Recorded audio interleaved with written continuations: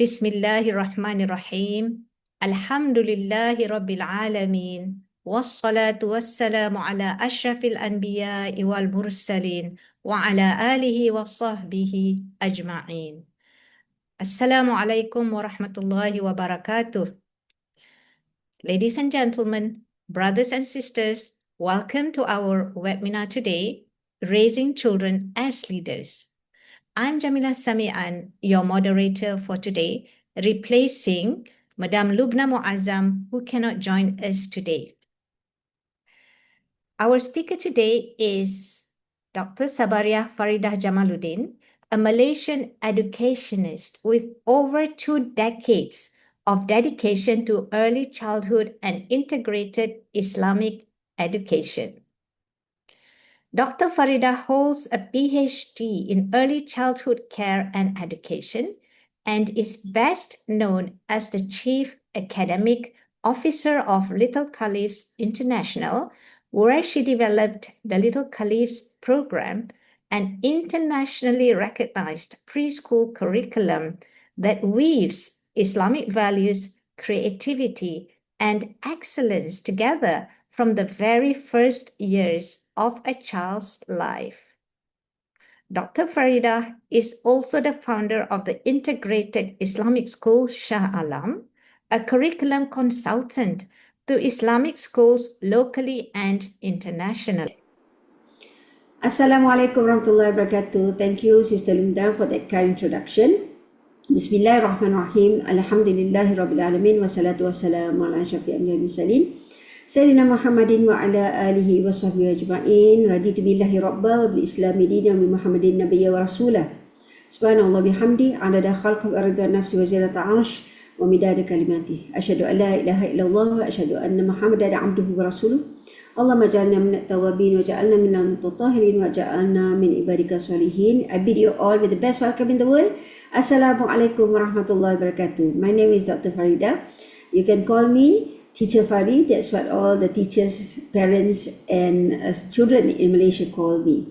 So I'm more comfortable to be called as Teacher Fari. So Alhamdulillah, ala kulli hal, I'm here today to present you a very important subject to me, which is called Islamic leadership in children.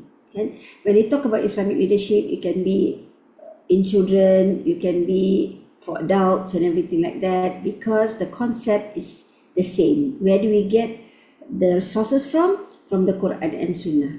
So what we have to discuss is how are we going to train children, and why should we start early, and how early should we start, and things like that. Okay, so that's my discussion today, and I hope that this presentation will be beneficial for you.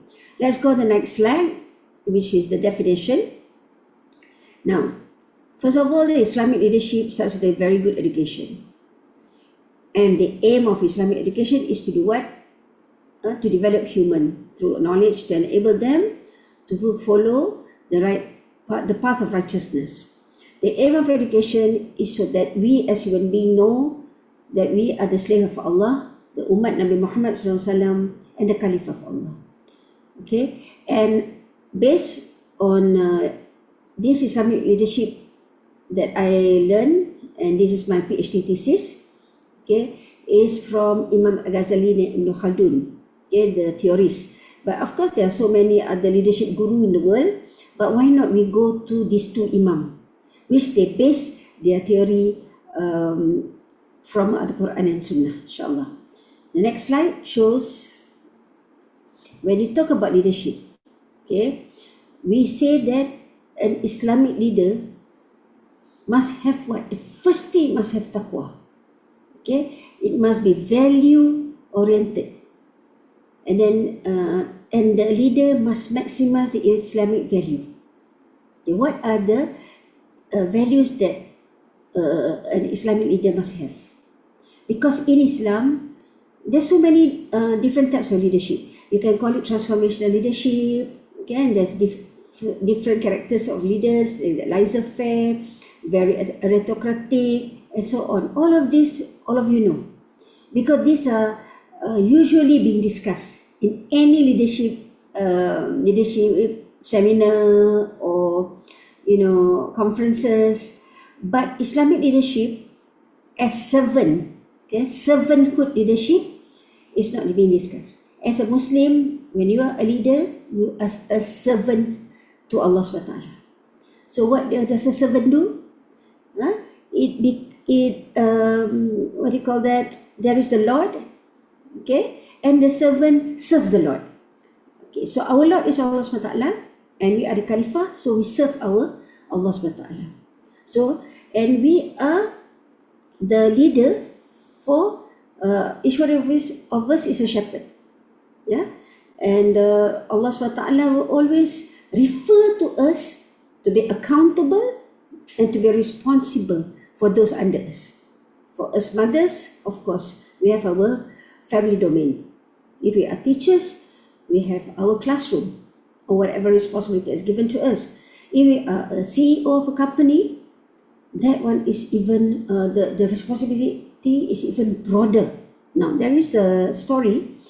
It might be an Israelite story, but I really like the story.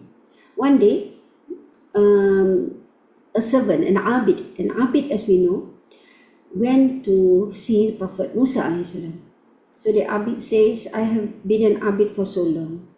Can you ask your Lord, Musa, which heaven will I be in? So, you know that Nabi Musa can talk to the Lord, and he said that, I have news for you. You will not be entering Jannah, but you will be entering the hellfire. So the abid was very shocked. I have been an abid for so long. Why am I going to be entering hellfire? How about my family, who are not abid? How about the other people? Then he started worrying about the ummah, the other people. And then Nabi Musa said, now you will enter Jannah. Why? Because for a leader, the fikr is very, very important. Okay, as I said, that might be a story from Israelite. But that story teaches us something.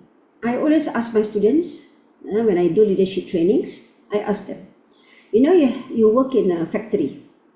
There are so many of them standing, they're standing, okay? And for 12 hours they're standing, they're doing the, whatever work that they have to do, and they're very tired by the end of the day. Sometimes 10 hours, sometimes 12 hours, and so on. Sometimes they work at night, yeah? But their leader, their CEO, their managers are in aircon room, drinking coffee, and so on. Now what's the difference? Okay, why are the managers being so highly paid? The CEO being so highly paid, whereas those who work so hard, standing up, so tired, get very meager pay. Why? Because Allah SWT values so much akal, the fikr of ummah, the fikr of how we want to get this organization towards the right path. And that's why we pay a lot to the CEO, and we pay a lot to the managers comparatively to the executives, comparatively to the operators of in the factories, things like that. So fikr is very important for a leader. But fikr without guidance is not a leader. If a leader doesn't have the servanthood character inside them, then they are not Islamic leader. For an Islamic leader, you must have, I put there 6 I to achieve 1 T. So IT, they have to have Iman, Islam, Ihsan, Ikhlas, Ihtisab, and Ilm to achieve the taqwa. When you saw that, it is a verse for ilmu is from Surah Al-Baqarah, verse 247. Okay, for Islam, verse 21, verse 105. For Ihsan is only a hadith, the hadith of number 2 from the collection of Imam Nawawi. What is Ihsan? فَإِنَّكَ تَرَاهُ يَرَاكَ. If you cannot see Allah, Allah can see you. So do whatever the best that you can in anything that you do. Ihtisab means there's two meaning. One is being accountable. Okay, another one is that you must be smart in calculating your reward, which is the bigger reward, which is what Allah likes at this fiqh awaliyat, which amal that Allah likes at this time. So a leader must give priority.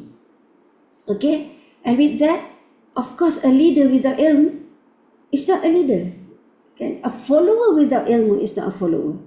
So Islamic leadership is very, very unique in a way comparatively to the other theories of the other theories of leaders, and it's very, very interesting. And taking Prophet Muhammad SAW as the ultimate leader, and we know about this book from the most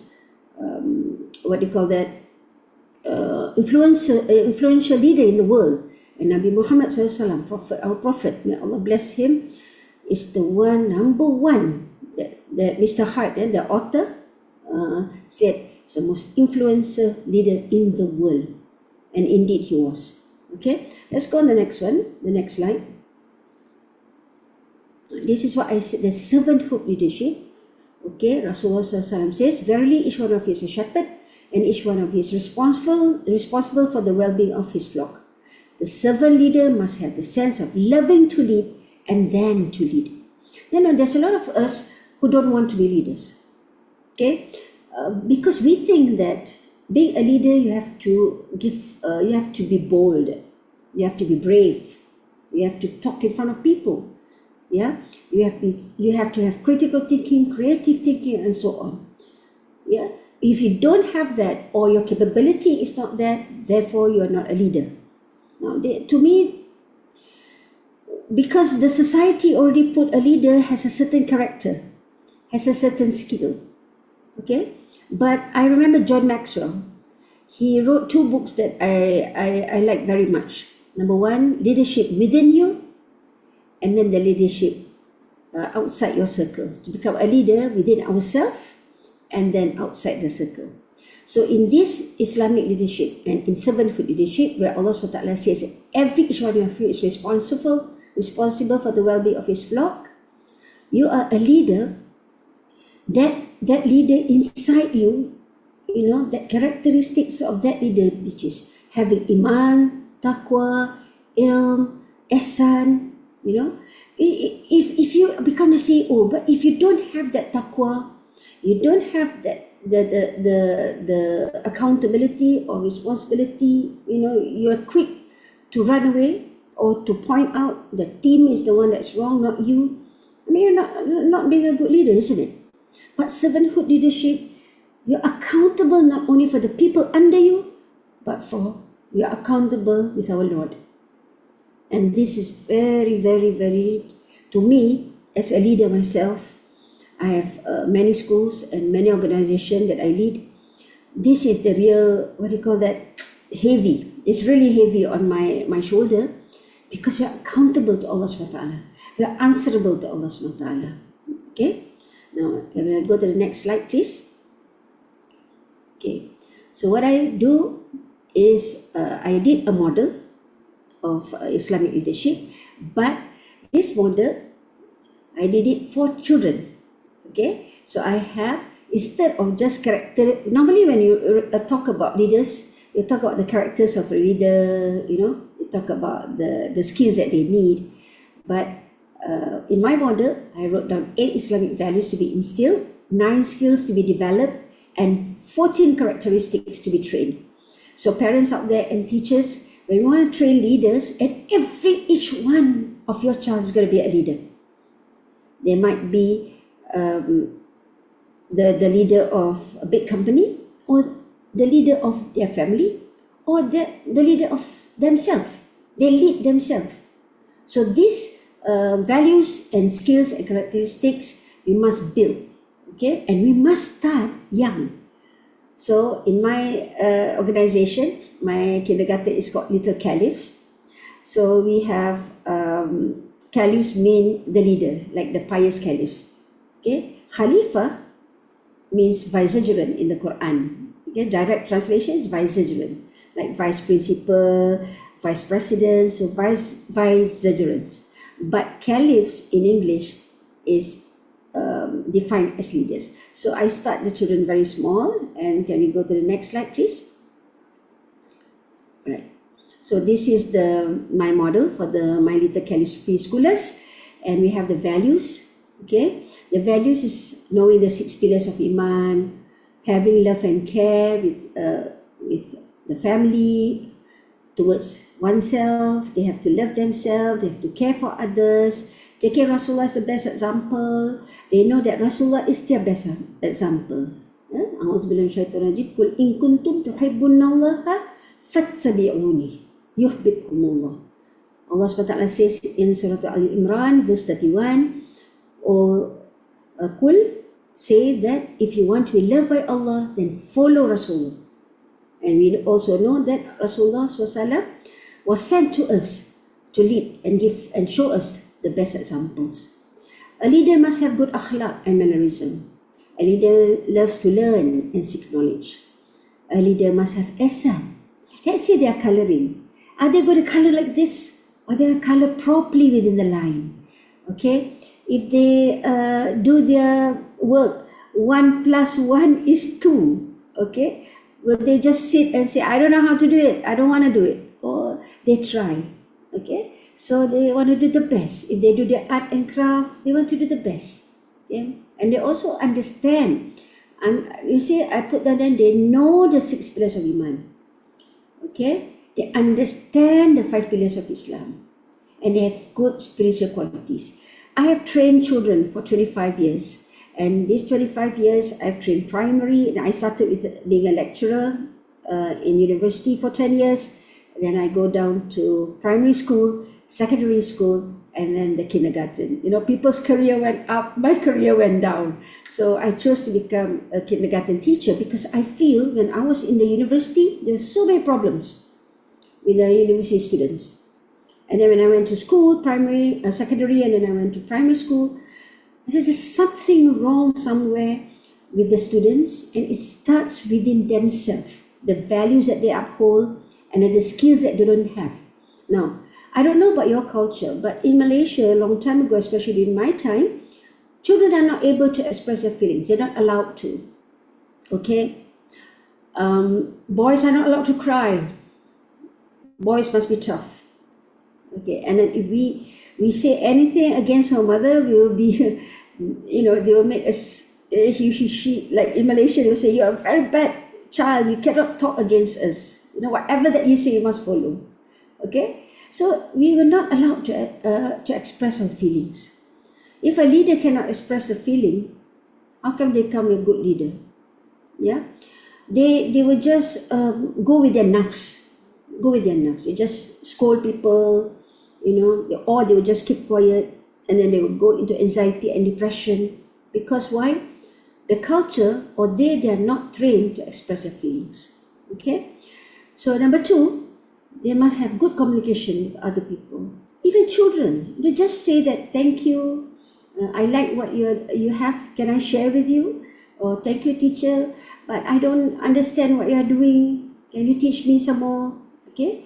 And having good listening skills in surah, in the Quran, okay, in Surah As-Sajdah especially, and there's another Surah Al-Mulk. Allah says that Allah gives us sight, hearing, and heart. Okay? Qalilan ma tashkurun means, but many people, very little people make shukr. Allah SWT gives us sight to see, listening to hear, and heart to feel. So having good listening skill is the first skill of a leader must have, for me. You know why? Because Allah SWT, when we want to teach language, there are 4 skills that we have to teach. Number 1 is listening skill. The first one is listening skill. Number 2 is speaking. Number 3 is reading. And number 4 is writing. So teaching children to have good listening skills is very important. Okay? And then we also, of course, we want the children to be creative. We want them to be able to express ideas. and then we give them problems for that, so that they can solve the problem. Very simple problems, very simple problems. Okay, I ask them a question like this. When I talk to children, I ask them, you know, there is a burglar. Okay, this burglar came at night, and the night was quiet and everybody is sleeping, and the burglar entered the house and he wants to steal something. Now, I want to ask you, does this thief has iman or not? And the children will be thinking, And I said, does he believe that Allah is all-seeing and all-knowing? And the children will think, I said, no. I said, why? Because Allah can see you anywhere. Allah can hear whatever that you do. Allah knows whatever that you do. So, that's good, I said. Do you think this thief believe in the malaika, in the angels? And they think. And they say, no. I said, why? Because there's Rakib and Atid here writing the deeds and the bad deeds and the good deeds. So the malaika can also see him, but he doesn't believe in that. And then the question go on. So they have critical thinking, of course, and they solve problems, and then of course through science, through mathematics, through the projects that we give. All these are the skills that they need, isn't it? And ability to influence others positively. Now, for example, there is a child who starts crying because he could not finish his coloring. And then the next child said, it's okay. I will help you. Let's color together and don't cry. Okay, we'll do it together. That's very good. I'm not expecting children to give a speech that, hey, we must have positive thinking. No. From their relationship with their friends, okay, the way they talk to each other, we can see that this leadership within themselves are building, and we train them and we nurture these leadership skills and values. Now, characteristics. Normally, in any leadership talks or conferences, we talk about characters of a leader. Okay, and normally when I give this class, then they say, Teacher Fari, what's the difference between values, skills, and characteristics? I will do a short, workshop, and then we do some work together, discussion, and then you can see the difference. Okay, when you talk about characteristics, a leader is honest. So if a child comes to you and say, Teacher, I think my friend left her pencil. This is a pencil. Can you give her back because she has gone home? That's honest. Okay, I got a few children. The mother came and gave me all the toys that he has been keeping in his bag. So he likes a toy from the school and he puts it in his bag. So the mother came, these are all the toys that he has brought back. Okay, and then the mother said, you cannot do that. You have to be honest. Okay, you cannot take things from school. Those are certain things we have instilled when they are young. Okay, you must have empathy. Now, when we show about Gaza, when we show about the people who doesn't have enough to eat. Yeah, there's my 6-year-old. The mother said that she doesn't like to eat rice, and I said, why don't you want to eat rice? Okay, she said, how can I eat rice? My friends in Gaza, they don't have rice to eat. They only have bread. So I want to eat bread. Okay, because my friends eat bread. So she likes bread, and until today, she does not like to eat rice. She only likes to eat bread.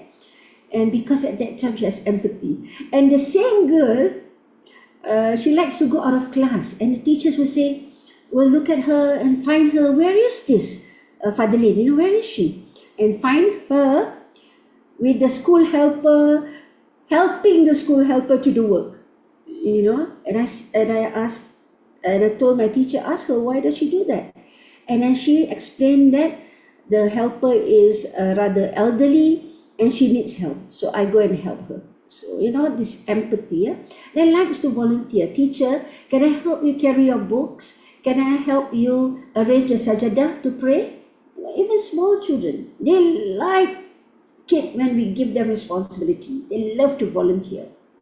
Okay, having good teamwork while they're doing project-based learning, when they are doing their sports, their activities. Okay, and then proactive attitude. Teacher, can I do this? I don't want to draw a frog. I want to do something else which is green. Can I do it? So this is a proactive attitude. Okay, giving ideas. And most important, when we train children, the self-esteem and having confidence is a must. Okay, to break the confidence of a child is so easy, but to nurture that self-esteem is very difficult. Sometimes from how we say things and how we explain to them, how we scold them, the way we talk to them can really break this confidence. Okay, sometimes my teachers, for 3 years or for 2 years, we train and nurture these children, they have that confidence. And that's why we give a lot of parenting talks also to our parents, so that they don't break this confidence or self-esteem of children. Okay, another characteristic, of course, of all prophets are patience, sabr. Okay, ya ayyuhallazina amanu ista'inu bis-sabri was-salah. Okay, or you who believe, okay, have sabr and seek protection with salat. Okay, ya ayyuhallazina amanu isbiru was-sabiru warabitu ittaqullah la'allakum tuflihun. O you who believe, have sabr and hold on to that sabr. Subhanallah. Now, sabr in children, how do we do that? When they take turns, when the teacher said, okay, everybody line up, take turns to wash your hands, so take the food, and then somebody from behind, he wants to go in front, and the other children say, hey, you have to line up, okay, wait for your turn, have sabr. Oh, that's good, isn't it? Okay, we teach our children the song, a very nice song about sabr. We said, when you feel sad or when you feel bad, say La ilaha illallah. Then you won't feel bad, then you won't feel sad, say La ilaha illallah. So this child, I was in Bangladesh and I was training this song to the teachers, and what this song can teach children. And one of the teachers was saying, I was very sad, and my daughter came to me and hold me here and start singing the song. Small children, they don't know how to preach. Oh, mom, why are you sad? Why don't you have sabr, mom? Rasulullah SAW says that sabr, the reward of sabr is bighayri hisab. They can't say the words like that. But through the songs that you teach. Or maybe they can sing the song, Itsy Bitsy Spider. Climb up the water spout. Down came the rain and washed the spider out. Out come the sun and dry out all the rain. And Itsy Bitsy Spider climb up the spout again, telling them to be patient, to be brave, don't be shy, to be proactive, and whenever you fall down, you just go up again because the sun will always shine. These are the things that we teach children, okay? Through the rhymes, through the nursery rhymes, through the Islamic songs, okay? Through your own modeling as a teacher, through the stories of the prophets, through the stories of the alim and ulama of the centuries. Okay? Depends on their age group. Okay, when they are in primary school, we teach them the characters and values and skills of the Sahaba. Ashara Mubashara, the 10 Sahaba who will enter Jannah. Okay, and these are the things. And when they go to secondary school, I have a program called Reviving Islamic Spirit. And they will talk, and they will have an exhibition of Muslim superhero and heroine, which are the Sahaba and the Sahabiya, and then the scientists of Islam.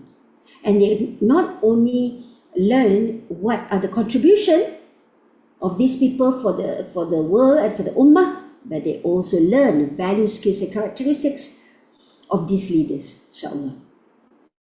Okay, and then there is a model. Let me look at the model there. Okay, so the model. Hello, Dayang. Assalamualaikum. Can I see the model there? Oh yeah, this is the Caliph's model. We have values, skills, and characteristics, and then we have those what I said just now. The leaders must have values, skills, and characteristics, and it's being put all here in the Caliph's model. So that's the model. Now, what I want to just discuss with you is that how can we train children, okay, to have these Islamic characteristics? Now, let me give you an example. When they play hide and seek, try and think what are the characteristics, skills, and values that they can have while they play hide and seek. Okay, for example, when they start counting 1 to 10, 1, 2, 3, 4, 5, 6, 7, 8, 9, 10, are you ready or not? I'm going to come and get you. That's time management, isn't it? Okay, within 10 seconds, okay, you got to hide and I'm going to find you. Now, trying to find a place to hide, you need to be critical and you need to be creative, isn't it? If I hide here, she can easily find me. So why do I hide over there? No. So within 10 seconds, they're going to think, where shall I hide? They're going to be creative and critical. And then they have also teamwork. Some of their friends said, you don't hide, this is my place. Why don't you hide over there? So they work as a team, all within 10 seconds. Subhanallah.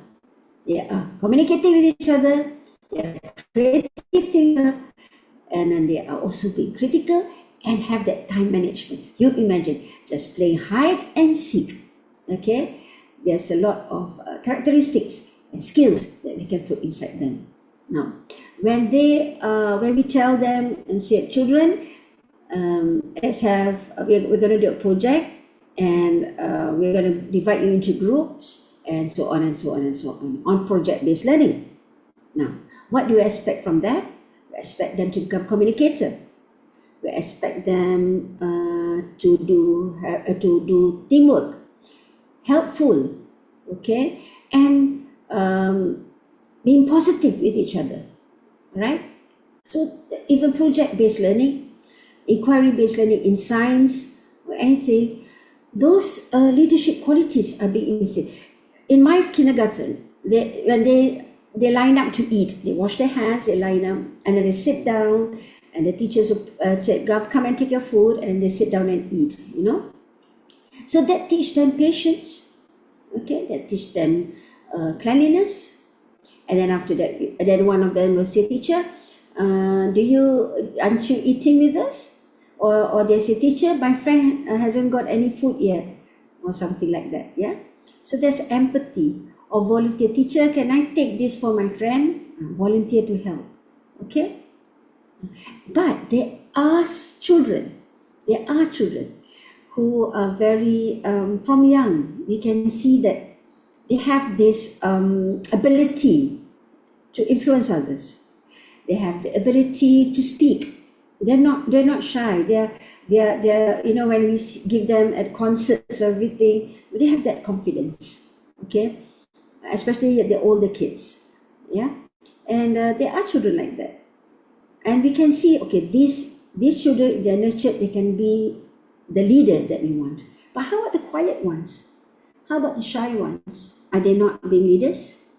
Don't they have leadership characteristics or skills inside them or within them? Because sometimes children are quiet because of the culture. Children are to be seen, not to be heard. Yeah, they're not allowed to express their feelings. Like in my household, I have 5 kids and 11 grandkids. Yeah, everybody wants to speak. Everybody wants to talk. And you know, even the small children, I have sometimes to teach them respect. Come on, you got to respect your elder sisters, okay? Your elder cousins, all right? You cannot speak to older people like this. And even to the older ones, I say, you don't speak to children like this. You know, everybody wants to talk. Everybody wants to express their ideas. That's good. But we have to teach adab and akhlaq, to respect others and to to be together in harmony. Okay, don't be too bossy. Okay, and don't be too quiet. Just be the best person that you can be. And we know we talk about akhlaq and aqidah, and we talk about children who does well in their studies. We talk about children who are very spiritual, Yes, we talk about them. But we forgot that these children also have the leadership to become the best servant to Allah subhanahu wa ta'ala and to serve the ummah. And that's very, very important. I think that's all from me, inshallah. Maybe from here we can discuss, or the moderator or myself, we can discuss about what are the things that children play or they live their daily life, that we can train them in values, skills and characteristics of a leader, inshallah. And let's start from young. We want the children. I know teachers, you are doing this. You are doing this daily. Even mothers, you're doing this daily. You're nurturing the kids. But you're not consciously known that you are leading them towards become a good leader. So let us be very conscious in what we do. Okay? And have this ilmu. And we learn more, inshallah. Who knows, we can meet each other and we can have a proper workshop and talk about, from leaders. There's so many other things that we can discuss about, but it must start with ourselves, and then we nurture the children that we share and care. That's all from me. Jazakumullah khair. Teacher Fari, wish you Assalamualaikum warahmatullahi wabarakatuh. All the best, and may Allah SWT bless every each one of you. If anything that I say is wrong, please forgive me. And if there's anything good that you can take home and start doing, that is actually the ilm and the hidayah from Allah SWT. Assalamualaikum warahmatullahi wabarakatuh. Alhamdulillah. Alhamdulillah. That was a really insightful session by Teacher Fari, Dr. Faridah, better known as Teacher Fari here. Alhamdulillah, Jazakallahu khairan. I really enjoyed the session. Thank you very much, Dr. Fari. What I get from here, a few things. Number one is that about raising children as leaders is about instilling the values, skills, and characteristics that are tied to leadership. Number two is that it has to be done in a purposeful manner. Why? Because our purpose in life is to please the Creator, right? To please Allah subhanahu wa ta'ala. And number three is that it has to be done in a deliberate way. We have to have the intention, and we need to look for teachable moments where we can instill these values, skills, and characteristics. All right, thank you again, Teacher Fari. Let's see if there are any questions. Yes, Teacher Fari, can you please unmute yourself? There is a question here. What practical ways can you suggest to teach children in their teens leadership? Okay, thank you, Madam Jamilah. Can you hear me? Yes, we can hear you very clearly. Go ahead. Yeah. So I like it when you say that training leaders should be deliberate and should be conscious. So when the children come to youth mean what? Either tweens, 10 to 12, or teens. Teens will be about 13 to 17. And then even at young youth, 21, 22, 23, they are also youth, isn't it? Now, firstly, as I always say, we have to train leadership within ourselves. Within ourselves. We have to, as Muslims, we have to have our values. We have to follow the Sunnah of Rasulullah SAW. And we can never go wrong if we follow Sunnah and Quran and Sunnah. And indeed, in Rasulullah SAW, there's so many practical ways that we can teach children. For example, to respect seniors, to respect those under you, to be amanah, to be telling always the truth, okay, and to be smart and to be brave, Okay, these are practical things that we can always what do you call this, excite our youth with the stories of Rasulullah SAW. MashaAllah, even me now at 63, whenever I hear the stories of Prophet Muhammad SAW, I mean, he gives practical tips and practical examples from to everyone, from his young self until his youth self, and his married self, his fatherly self, and then him as a leader, mashallah. So I think it's a very good question, but for me, let's encourage our youth to listen to Sunnah and the Sirah. For those in Malaysia, okay, I have two young men who all gives very, very good stories of the, they did a podcast of the Prophet Sallallahu Sirah and Sarira. Okay, when they presented it with such passion, they even cried at many instances. Okay, you can go to Tarbiyah Sentab, Surah untuk Pemula. So you can do that. Tarbiyah Sentab, Surah untuk Pemula, because I see there's many Malaysian teachers joining in, inshallah. But unfortunately, it's in Malay, Sister Jamilah. Maybe GIPNet can do a lot of sirah Rasulullah on parenting and he himself as leaders. I mean, inshallah. Yes, inshallah. It can be actually dubbed into English and other languages, right? Oh, there's a way to do that now, right? Yeah. Sure. Yeah, Teacher Fari, I have a question. I know that, as we all know, different children have got different temperaments and personalities, right? And we all know sometimes it can be very, very challenging when we have to deal with moments where the children don't really agree to what we are teaching them, especially now with so much that they have access to, especially within digital media environments, where they could see and they could hear things that we do not want them to see or to hear, or maybe they are not developmentally ready for that. So how do you actually deal with those moments when these, especially teenagers, right, at that time when they are trying to reach their own independence? How do you deal with those moments when they can be very difficult and challenging? Okay, Bismillah ar-Rahman ar-Rahim. I work with teenagers also because I have a secondary school. And as you said, those things in gadget, they're watching and they're talking to them. How about us? Are we talking to our teenagers or not? As they grow older, we're not speaking to them. We're not talking to them. We don't spend time with them. I remembered one of my students, she came to me and I said, when I was small, my father used to talk to me a lot.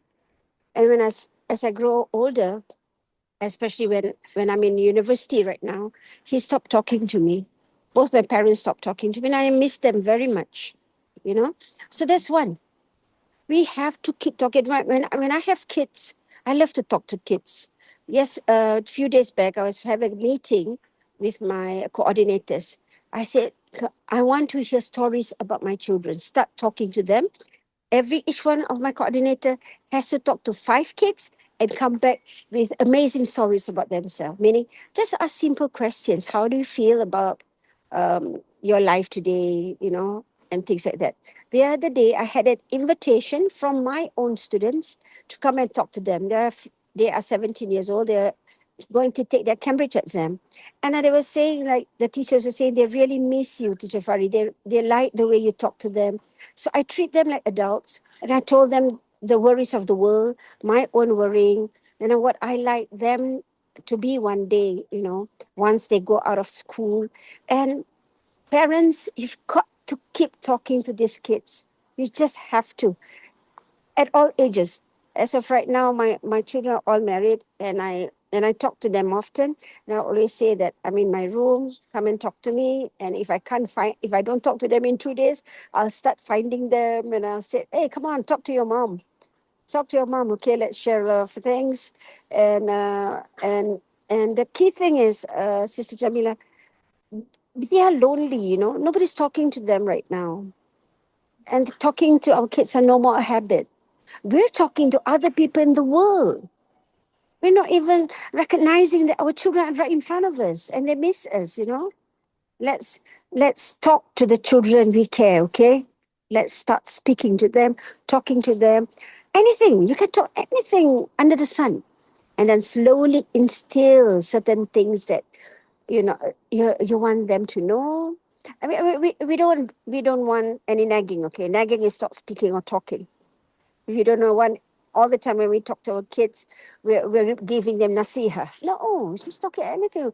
Even these kids nowadays in Malaysia, they like the Korean pop star. Okay, you gotta find out. I gotta find out about Alan Walker, who is a singer, and then I gotta find out about this BTS and Blackpink, so that I can start talking to my youth, start talking to them, and then slowly instilling that what Allah likes is this. It's okay if I hope it's just a phase. I'm praying for you. And, one day you will realize that the actual example and a model is Rasulullah SAW and things like that. Okay? Yeah, I think that's a really beautiful illustration and description because, well, I do parenting myself, and I find that there is a lot of dissatisfaction amongst the parents. And from what you shared just now, what I get is that rather than having negative thoughts about our teenagers, especially, right? We shouldn't be so judgmental about them and to show interest in what they like. It might not be something that we like or what we are interested in, but it's all about building rapport to establish trust. Because when the trust is there, then inshallah they will listen to us. And I'm really glad that you mentioned about no nagging, because nagging in the first place, if it works, you wouldn't have to nag, isn't it? It's always about trying to reach their heart, right? It's about touching their heart and awaken their conscience and to actually grow and nurture that soul. MashaAllah, alhamdulillah. That's really a beautiful explanation. Do we have any other questions or comments from I our would like audience? to Yes, add. yes, I would Teacher like to Maya. Yes, add. yes, go Yeah, I would ahead. like to add just now. I didn't know who Alan Walker was. Okay, and the children were listening to one song, and I didn't know who Blackpink was either. So it took me 3 hours, Sister Jamilah, to listen to the music and to read the lyrics and everything. And then my grandkids, they're now teenagers, and they were saying like, oh, they like this singer and this singer. And I don't know them because this is not my generation. My generation is what? The other old singers, long time ago, yeah? So I don't know them. And I said, okay, come, let's listen to this music. But I want to hear the wording. And astaghfirullah, Sister Jamilah. It's a wording. It's sung by. It's the song. I don't remember what the topic was. The lyric is about a girl liking another girl. Mm. And I say, hey, why, you guys, what are you listening? That, So they said to me, oh, we just like the music. We didn't realize the lyrics. And I said, oh, stop. Okay, there's so much music in the world that you can listen to. Why are you listening to this? Oh, because we like the singer. How do you know the singer? Oh, everybody's listening to her, things like that. So even you parents, come on. We know that we don't like those singers. It's not our generation, but at least we have a point to sit down with them. And then listening to them. I know it's not being pious, but who else would reach out to our youth if it's not us? If we don't want to listen to them, then AI will take over them, isn't it? Yes, Well, yeah, that is very, very true. I think it's, for me, the way I see it is trying to talk to them or talk with them using the same language, right? Because if you start lecturing them, and just getting angry with them, you're not going to reach them at all. true. Right. Yeah. So shall we open the session to anyone who would like to just voice out their concerns or questions? We still have time. Would anyone like to say anything, comment, or add any ideas? Anyone out there?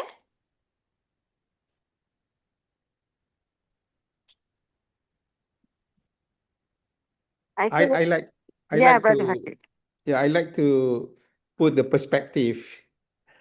Uh, in light of last week was our Father's Day, and I thought that we just need to try and position this leadership concept.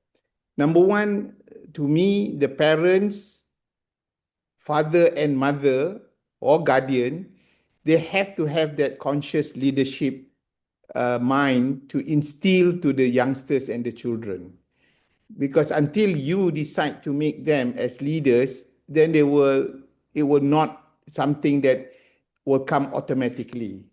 Our relationship with them is typically very operational. Have you taken your bath? Have you studied? Have you done your homework? But I think Teacher Fari has already elevated to have a much more stronger relationship with these children. So number one, in my personal opinion, is that the mother, especially the father, must play this role as a role model because they got to see someone. So if they have to see someone, it's better they see their parents rather than the K-pop movies. Okay, so that's number one. Number two is that there are opportunities where we need to take so that we will request them to take some potential, some leading kind of activities. So I give you an example. Recently, we have a family gathering at one of my cousin's place. And he was asking me to give the prayer, the dua, to start the session. And I said, why can't we ask our youngsters, but don't put them on the spot. Talk to them earlier, be proactive, help them to search the dua, and then even apart from the Arabic, then translate to the language that they understand, so that they make it, and it's a stamp of confidence about them. For me, also with my children, as they grew up during Ramadan, then if I do pray Tarawih at home, then I'll ask my boys, the teen, to take the lead. And there is a few reasoning in the sense that the youngsters will be looking up at their big brothers, and the brothers now will be very conscious that they have to take the leading role now. So there are different, you go for your holidays, for instance. So you can assign them some duties and some roles. And it's not just about doing these activities, but again, building up their values and characteristic that teacher Fari has mentioned just now. Those characteristics can only be done and executable when they are being doing it. It's called experiential learning in the corporate world. Get them do it. And the third point is that when you ask them to do it with great sincerity, you don't expect perfection. Do not think that the first time they do is going to be as good as what you have been doing. It's okay. They may make mistake, because teachers is also a powerful mistake is a powerful teacher. And you then remind them, you again, without the need of nagging and scolding, and it's a learning environment. So you now, as a parents, demonstrate you being coaching them or mentoring them and helping them to grow in the activities that within the constraint or within the time that you can do. So another thing is bedtime story. It doesn't mean that you have to tell the bedtime story. You let them do the bedtime story. You get them to go and talk about the stories of um, the leaders in Islam, some of the fantastic inspiration stories that is happening. I mean, Ashura, what are some of the things? So by encouraging them, what are we doing now? We are developing their leadership mindset. By doing that, we are setting an internal compass inside them, in their mind, at the age where they are ready to accept this on a on a gradual manner. So the last thing that I wanted to say is that if you start early at home, then they are much more prepared to go out to the real world and to the university, and finally at the workplace with that leadership mindset. I knew this because I interviewed many graduates who come, and if you think that corporate organization going to train them as leaders, you are already 20, 25 years behind schedule. So do that now. Take that conscious effort. And Teacher Faris have already enlightened us with some very, very basic one. And again and again, the most simplest thing, the Prophet, even before he is 40, he's already known Al-Amin. So that trustworthy characteristic is something that we need to embed, and that can be done on a daily basis when they do and perform their duties. Then I hope that that's given some insight on how we continue to instill our parental guidance to start. You can start it from today, inshallah, and hopefully it will help then. Jazakallah khair. Jazakallah khair, Brother Ahmad Fakri, for that input. We do not have any other No, questions. there's one more. There's one more. Okay, it just came in, is it? How to help children to volunteer. Oh yeah, they are. Oh, okay. Now it has So- appeared. I mean, how do we encourage shy children to take on leadership roles? Okay, Bismillah ar-Rahman ar-Rahim. Shy children are also leaders. They have leaders in them. Okay, they have certain characteristics. Just that they're shy and that they don't talk a lot. Okay, sometimes we think that children who talk a lot they're going to be potential leader. Okay, not necessarily. Those who talk a lot, they can become very vicious women if they don't have the values inside them, isn't it? So those shy children, we just got to encourage. But if they're not, it's okay. As they grow up, the self-confidence in them, we must instill. We must instill. So slowly and slowly as you grow older, I see a lot of shy children, they bloom later. They bloom later. Meaning sometimes during their university years, sometimes even at their office. Okay. But don't undermine them. Don't undermine it. Sometimes they're shy because it's culture, isn't it? So, Allahu Alam. I think there is So- another question. So Yeah. before can I? So let me touch on this. In the world, there are two types of people. It's called the extrovert and introvert. Okay, of course, the latest research shows there's a third one called the textrovert because they neither speak nor say anything, but they just do it using the text, WhatsApp, and all the gadgets way. But if you stick onto this, the extrovert and introvert, extrovert people likes just to talk and express themselves almost immediately, loudly. And the world tend to recognize them more because they have things to say. But introvert people, and there is already research to say that some introvert are better leaders. Why? Because they listen more. Because they are quiet, they listen more.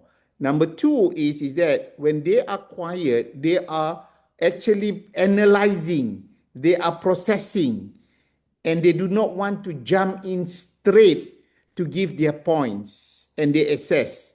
So if we as parents suppress this thought, then they will just shy away and thrown away. I mean, I agree with Teacher Fari when she said that you don't have to tell, oh, this is my daughter. And I've seen that. There's a case I went to visit. I went and met the mother. The mother herself openly said, this is my daughter. She's very shy. She's very quiet. So when you're already in front of the child, reinforce the message that is shy, quiet, then she will just shut up. Now, I think we may need time to open them up, but we, in our own environment, in our own home, we play that role. So when in any discussion, as a mother or the father, you can now say, so what's your thought on this after the extrovert person have said? Do you have any ideas? So you kind of prompt them, you allow them a safe passage. And maybe they don't open the first time, then don't reinforce again. Malu lah tu. That's embarrassed. That's it. So you give them time. You give them space. Now, the other thing is that if there is opportunity where they go to a place or event when you knew that they're going to be quiet, you preempt them before you go. Tell them, okay, when you meet your aunt, when you eat your grandmother, ask what question would you ask. So there is that preparation element that you have played as a coach, as a parent. You play that role to encourage them. So when you finish the conversation and everything, when you come back, then ask them, so what did you think what happened just now? So there is a feedback loop that you as parents are sincere, are really encouraging them and recognizing them. So long and short of it, introvert and extrovert has their own uniqueness. It's really upon us now to open and explore. And I've seen, by the way, I've seen some introvert who choose their environment where they can be quite expressive, they can articulate their thoughts, and not only that, they give good ideas, brilliant ideas. And it's amazing because sometimes these extrovert people, when they talk, they never think about it. So they just sort of download whatever they say. So that's something that I have learned, and that's something that I have seen in my corporate life. Some of the quiet leaders, yeah, they tend to have much more people engagement on that basis. Okay? Yeah. Yeah. On that note, what I know is that introverts tend to be deeply analytical. They tend to think much more deeper than extroverts. But ala kulli hal, I do believe that they complement one another and one is not better than the other. And it's a matter of we parents nurturing them so that they reach their full potential. All right. So, would you like to add more comments to that, Teacher Fari? How Okay. to help children to volunteer? That's the next question. Yeah, I'm just going to keep it short. I have another flight to catch. I see Sister Catherine Jones there. So, Sister Catherine, I finally got my visa to Sydney. So, I'll be flying today. It was such a hassle about the visa. I changed my passport and I have to redo my visa at the last minute. So, stuff from, so finally, I'll catch up with you, Sister Catherine, over there. So, just to keep it short about volunteering, I mean, always our children are unique. Some like to volunteer, some just like to look at it. But whatever that we want to instill in them, have patience. We as parents and teachers have patience. Be conscious in what we want to instill in our children, to nurture our children, and also to be very what do you call this, complimentary. Okay, your mouth, our mouth must say always good words. Our head, our fikir must always fikir good things. Yeah, our ears, let's listen and catch good words also. Okay, and our heart, let our heart be clean to always accept, not to what do you call this, judge people, and to always encourage others, to train children, to train ourselves, and to train others. We must dig for the goal, keep digging for the goal. But while digging for the goal deep down in the crust of the earth, we see a huge earth, soil, dirt. Don't focus on those huge dirt. Keep digging for that goal. Inshallah. We have a clean heart ourselves. Allah subhanahu wa ta'ala will always what do you call that, allow us to see good in others also. So with that, I thank you, Sister Jamilah, Brother Fakri, Jazakallah khairan. inshallah, So and all those who are here. Yeah. Thank you so much. I'll share on this volunteerism aspect because I think it's an important element since one of the challenges we have is children, for especially the millennials, Gen Y, the Gen Alpha, and they live in comfort, and therefore they live in what we call the sense of entitlement. So they think that whatever they need, so it will have to be fulfilled. So my point is that until parents take that conscious effort to instill the element of giving sharing, and volunteering, you will not create a holistic characteristic of the child. The first thing that you need to do is you yourself have to also demonstrate that volunteering effect. I think that's one of the, to me, critical success factor for the children to be able to emulate when they see their parents, when they see, it's a simple act. I mean, I knew when someone came to the house, my mother-in-law, when someone came to the house, so cutting the grass or doing some odd jobs, she will then immediately prepare water and also anything edible to eat. So that's already now an observation, teachable moment for your kids to observe what you are doing as a parent.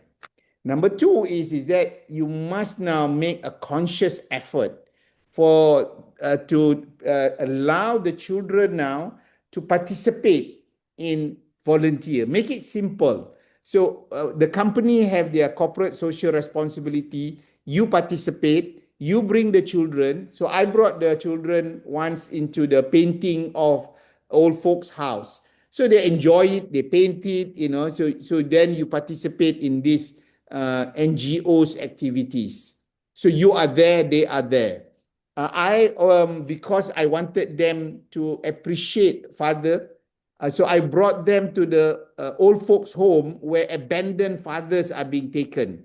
That is in Jalan Semenye. And we did that during Hari Raya Aidil Adha. So in that day, so they came with their dresses, they cheer up the old folks. And I told them, all you need to do is just to sit with them and chat and say apa khabar, just simple pleasantries and greeting, so that these people whom their children are no longer visiting them, or I would say they abandon them. So now your children sort of take part to try and emulate that. At another instance, now you hone into their passion. What are they good at? What can they teach? So when during the exam holidays, especially the teenage older ones, so if they are good in English, so they can do tuition to one of the orphanage, or one of the homes where they need this kind of assistance and support. So you have to make time. Of course, you got to bring them, and then during that 1 or 1.5 hour when they are teaching these children, you help you provide the support, the encouragement. And this is something where children enjoy. And consciously also in Ramadan, I then try to see where are the possible areas like soup kitchen, and we go after Tarawih or Maghrib and feed the homeless. Now, in their own eyes, they can see the sufferings of people within the urban city, for that matter. So I want us in the controlled environment, we help our children and expose them to see things, so that when they see this kind of people, and I knew we just use Gaza as an example, but it's so far away. But even in our country that you are in, you should be able to help these people, or rather allow your children to be able to participate in this kind of activity. Now, there's a question related to that, is that the youngest is very ke depan, tapi the kakak not willing to volunteer. So the thing is, in a child, different characteristic of them has a much more stronger reason why they want to do certain things. And if you take volunteerism, so at the end of the day, we play the role. And depending on where you go and what you do, who you bring them to, then they might want to involve and participate. So maybe it's the halfway home for abuse parent, abuse women, youngsters run away, juvenile. So probably these are some of the possible area where you can allow your daughter to be more active and involved. But rather than just going there to ask questions, maybe do something. It's art and craft, something that your child also enjoyed doing. It could be also cooking. So volunteerism is a way for them to soothe their conscience. That's how I see it.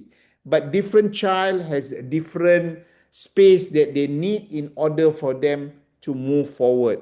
So I sincerely like the idea that we take the role as a coach, or sometime, depending on the age, as the mentor for our children, simply because this is how the Islamic tradition. Prophetically, if you look at Prophet Musa in the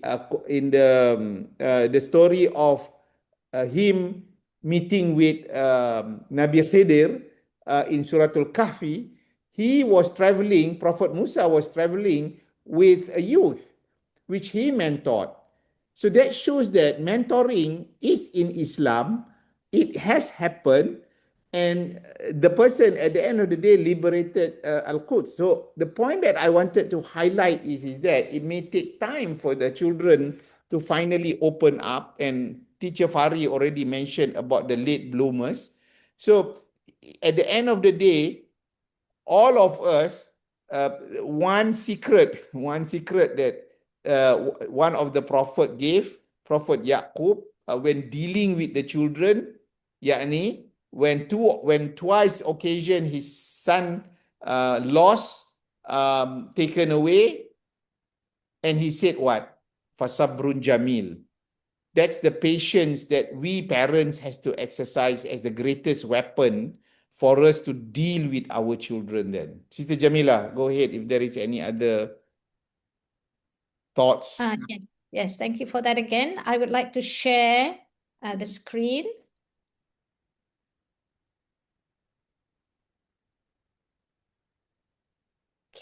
Can you see the screen? Yep.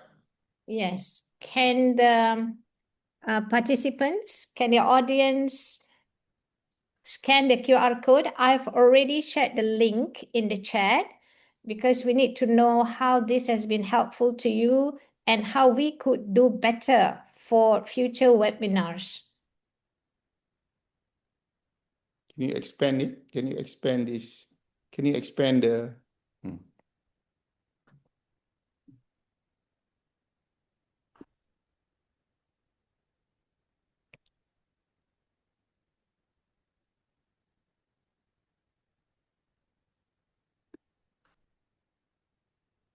On behalf of GIPNet, I would say Jazakillahu khairan kathiran, Dr. Sabariah, Faridah, Jamaluddin, for sharing your time, knowledge, and inspiration as a guest speaker with the Global Islamic Parenting Network, aka GIPNet, for the webinar Raising Children as Leaders. As Dr.